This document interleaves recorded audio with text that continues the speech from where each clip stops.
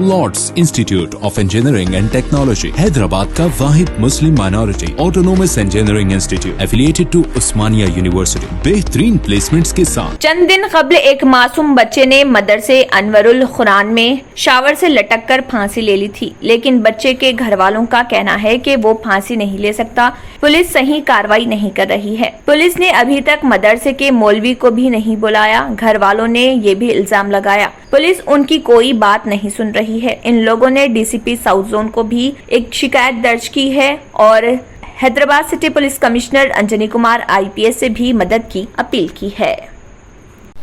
मेरा नाम मोहम्मद इब्राहिम है। मेरे बच्चे का नाम मोहम्मद अब्दुल अवैस खरनी है। मदरसा दारुल इस्लाम अनवरुल खुरान में पढ़ता था मेरा बच्चा। वहाँ पे पहले मेरे को फ़ोन आया कि सीरियस है बोल के। फिर दूसरी बार मैं मौलवी साहब को फ़ोन करा तो उन्होंने बोले कोरोना हो गया है, शायद अल्लाह अल्लाह बोल रहा। बाद में मेरे घर वाले और मेरा बच्चा पहुँचे वहाँ पे तो बिस्तर पे डेड बॉडी थी। यही देखे वो लोग, बच्चा लटक फांसी ले लिया बोल रहे। फांसी लिया तो कोई प्रूफ नहीं दे रहे। और अंजलि कुमार साहब को मैं ये जाके लेटर दिया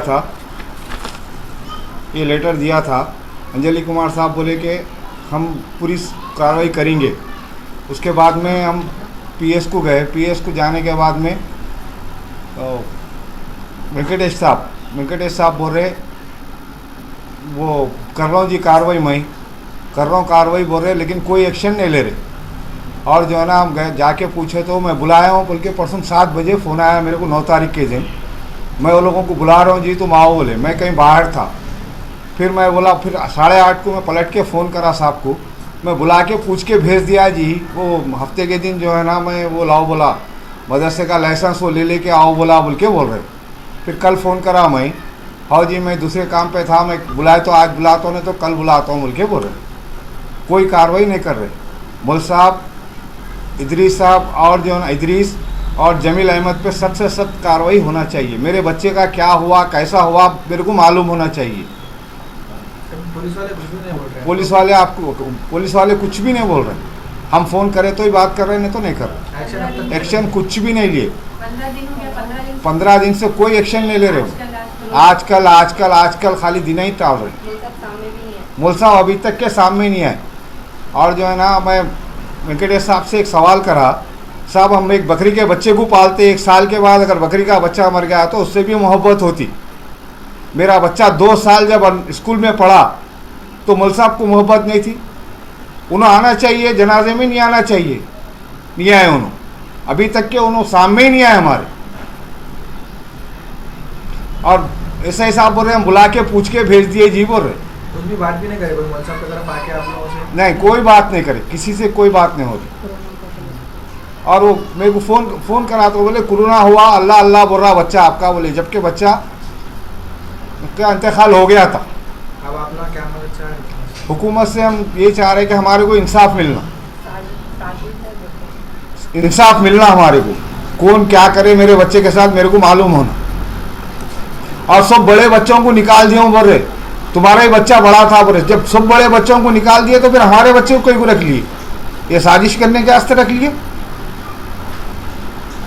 और मदरसे के जो बच्चे हैं वो सारे बच्चों को भी लेके आओ। उनके पेरेंट्स के साथ बच्चे आते ना, छोटे मासूम बच्चे जो भी थे उनको भी लेके आओ बोलो। और उनके साथ जो बच्चे थे उनको भी लेके आके हो ना पूछताछ करो बोल के बोलो।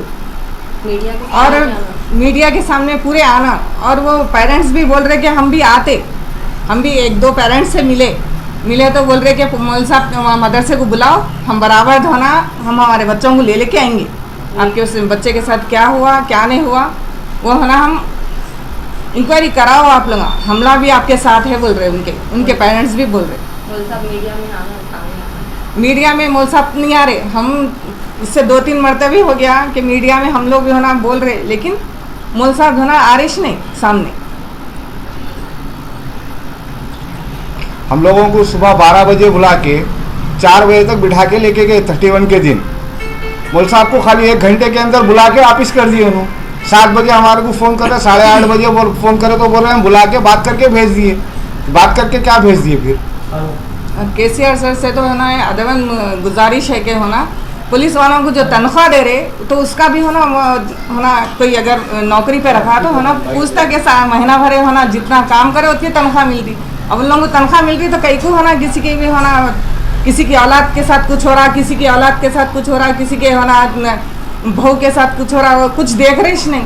कई बार है ना चैनलों पे ये न्यूज़ेस आ रहे, खाली बोल रहे और है ना फैसले हो रहे नहीं हो रहे वो तो मालूम हो रहा ही नहीं वहाँ पे। तो ये सब देखना चाहिए ना, हुकूमत को देखना चाहिए ना कि क्या किस वजह से हुआ, क्या हुआ, वो पूरा बोलना, पेरेंट्स को तसल्ली देना कि ऐसा हो गया हादसा, मदरसे में बच्चे के साथ ऐसा हो गया, कुछ तो बोलना नहीं। वहाँ से उन्होंने पहले निकल गई, ये क्या जिम्मेदारी है मौलवी साहब की। जब मौलवी साहब किसी कोई पेरेंट्स मदरसे में बच्चे को पढ़ने के लिए डाले तो जिम्मेदारी किसकी जिम्मेदारी पे डालते, मौलवी साहब की जिम्मेदारी पे डाले तो उन्हें वहाँ रहना चाहिए था। और ना तदफीन में आए ना उन्होंने बच्चे का इंतकाल हो गया। तो मौलवी साहब बोली तो क्या चीज़ है, बोलिए आप पढ़ाई इल्म दे रहे हो तो मदरसे के मौलवी साहब जब जनाजे में नहीं आए बच्चे के साथ ऐसा हादसा हो गया तो ये कैसी बात है, बोलिए आप। और कोई पेरेंट्स कैसा यकीन करेंगे फिर नेक्स्ट टाइम कोई मौलवी साहब पर ऐसी हरकत होने के बाद, कोई पढ़ाना हॉस्टल में डालना चाहेंगे अपने औलाद को ऐसा होने के बाद। तो मौलवी साहब के खिलाफ पुलिस वाले भी एक्शन नहीं ले रहे। अभी तक 15 दिन हो गए, कोई पुलिस वाले हाँ आजकल बोल के मौलवी साहब को ना हम लोग के पेरेंट्स के सामने ला रहे ना मीडिया के सामने ला रहे, उन लोग पूछ के भेज दिए बोल रहे। ये कैसा, ये क्या है, ये तरीका है क्या पुलिस वालों का, बोलिए।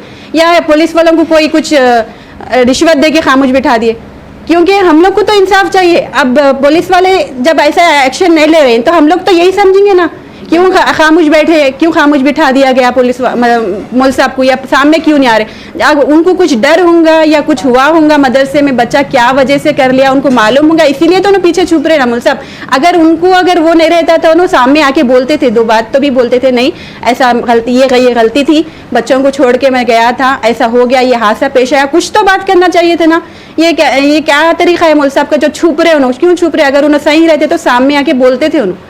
और क्या रीज़न से बच्चा करा वहाँ पर ये हरकत, वो भी मौलवी साहब को मालूम होना चाहिए ना, मौलवी साहब को बोलना चाहिए ना सामने आके। और बच्चों को छोड़ के उन्हें लॉक डाल के कैसे जा सकते भाई, जब उनकी जिम्मेदारी पे बच्चों को छोड़े तो इतने सारे बच्चे हॉस्टल में हैं तो गार्ड्स को रखना या कोई सिक्योरिटी को रखना, रात के टाइम लॉक डालना, बच्चों को छोड़ के चले आना, ये क्या गैर जिम्मेदार हरकत नहीं है मदरसे की। वो इसके खिलाफ तो एक्शन ले सकते ना पुलिस वाले। ये पहली बात तो ये कि तहकीक करना कि बच्चा क्या रीज़न से आपके मदरसे में था, तो घर में से तो कोई परेशानी नहीं थी, फ़ोन करके बात करे तो अच्छा बात करा बच्चा। 2 दिन पहले भी भाई मिलने गए, अच्छे से मिले, सब हुआ, लेकिन इतने दिन रहने के बाद मदरसे में क्या वजह से बच्चे लड़ने के हुआ या मौलवी साहब कुछ हुआ, मौलवी साहब के साथ कुछ हुआ, तो कुछ ना कुछ तो बोलना ना, मौलवी साहब को मालूम रहना, इसके खिलाफ एक्शन पुलिस वाले लेना चाहिए। और सेकेंड थिंग ये कि मौलवी साहब फिर जनाजे में क्यों नहीं आए और सामने क्यों नहीं आ रहे मौलवी साहब। और जब बच्चा लटक गया था अंदर तो कोई फ़ोटो नहीं लिए और बाहर लाके डाल दिए, तो क्या प्रूफ पे डाले भाई कि बच्चा खुद ले लिया, बल्कि हम कैसा प्रूफ यकीन कर लेना वो चीज़ को कि बच्चे को फ़ोटो तो भी लेना था या पुलिस वालों के आए तक रुकना था। ये बोल रहे कि नहीं बच्चा अब भी लटका होगा बोल के निकाल दिए बोल के बोल रहे, तो फोटो लेना उनका काम था ना, हमको प्रूफ देना उनकी जिम्मेदारी थी ना, तो हम उनके ऊपर डाउट नहीं करेंगे। और क्या बच्चा क्या रीज़न से करा वो रीज़न बोलना है वहाँ पे मौलवी साहब का, और मौलवी साहब क्या बोलते सामने क्यों नहीं आ रहे वो भी बोलना है। ये पुलिस वाले क्यों इतनी जल्दी कार्रवाई क्यों नहीं कर रहे, वो उसके खिलाफ भी हम लोग को एक्शन लेने के लिए कमिश्नर सर से रिक्वेस्ट करना है और केसीआर सर से कि पुलिस वाले एक्शन क्यों नहीं ले रहे ये केस पे। अब तक 15 डेज हो गए, हम लोग को इंसाफ चाहिए, क्योंकि आज हमारा बच्चा है कल किसी और का भी हो सकता। कोई पेरेंट्स फिर मदरसे पे यकीन नहीं करेंगे, कोई भी किसी का दिल आगे ही नहीं बढ़ेगा कि मदरसे में बच्चों को पढ़ाने के लिए, हॉस्टल में डालने के लिए। तो अदबन गुजारिश है केसीआर सर से, कमिश्नर ऑफ पुलिस से कि बच्चे जो भी केस है इसको अच्छे से तहकीक करके जो सच्चाई है मौलवी साहब को मीडिया के सामने लाके पूरा सामने लाए हकीकत को। जर्मन 10 हॉस्पिटल ऑर्थोपेडिक से मुताल्लिक हर मरीज यहाँ शिफायाब, इनाम याफ्ता। Doctor Mir Jawad Zar Khan, senior orthopaedic surgeon, advance operation theatre, ICU, digital X ray, laboratory, physiotherapy, pharmacy, sharing और प्राइवेट रूम्स, लेडी डॉक्टर्स और डॉक्टर अर्जुमन सुल्ताना गैनकोलॉजिस्ट की खिदमात हासिल। वाजबी फीस और मुकम्मल सहूलियात से हजारों मुतमईन। एम्बुलेंस से आरास्ता Germanton Orthopaedic Hospital, pillar number 150, Attapur, Hyderabad. New Sun City Developers की एक और पेशकश। जहांगीर पीर दरगाह के दामन में आबादी के बीचों बीच तमाम सहूलतों से आरास्ता। एयरपोर्ट से सिर्फ 20 मिनट ड्राइव पर LB प्रसाद आई हॉस्पिटल और नाटको फार्मा के करीब। Commercial and residential plots, 121 square yards plots, easy installment, gram panchayat approve layout, conversion land, 100% vastu, spot registration, clear title, 10 year security, water, electricity, 25 से 30 फीट रोड,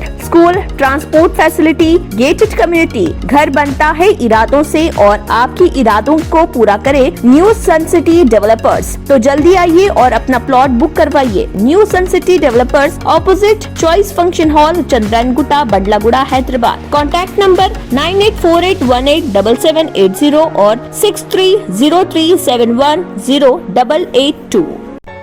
रियल एस्टेट की दुनिया में पहली बार डायमंड कंस्ट्रक्शंस एंड डेवलपर्स की फखरिया पेशकश। 100 स्क्वायर यार्ड्स की खरीदारी पर रजिस्ट्री मुफ्त पाएं। ये पेशकश महदूद है। JP डायमंड हिल्स फेज 1 की शानदार कामयाबी के बाद डायमंड कंस्ट्रक्शंस एंड डेवलपर्स के चेयरमैन हाफिज मोहम्मद जाफर की एक और मायनाज पेशकश। फेज 2 और phase 3 100 square yards plot 4 lakh और 5 लाख में दस्तयाब है। जहांगीर पीर दरगाह के दामन में मुकाबिले रिहाइश आबादी से मुतस्सिल। Electricity, water, BT roads, park, footpath, RTC bus, शजरकारी और मस्जिद की सहूलियत के साथ ग्राम panchayat approved layout, clear title, spot registration, gated community, Kothur mandal, Shamshabad airport से महज 25 मिनट की दूरी पर। बुकिंग जारी है। जल्द अज जल्द रब्त पैदा करें। Diamond Constructions and developers, Mir Alam tank, Ansari road, Hyderabad. अगर आपने हमारे चैनल को अभी तक सब्सक्राइब नहीं किया है तो यहाँ पर रेड कलर का सब्सक्राइब बटन दिख रहा है, उसे क्लिक करें और हमारे चैनल को सब्सक्राइब कीजिए और साथ ही साथ बेल आइकन को भी क्लिक कीजिए जिससे आपको ताज़ा अपडेट मिलती रहे।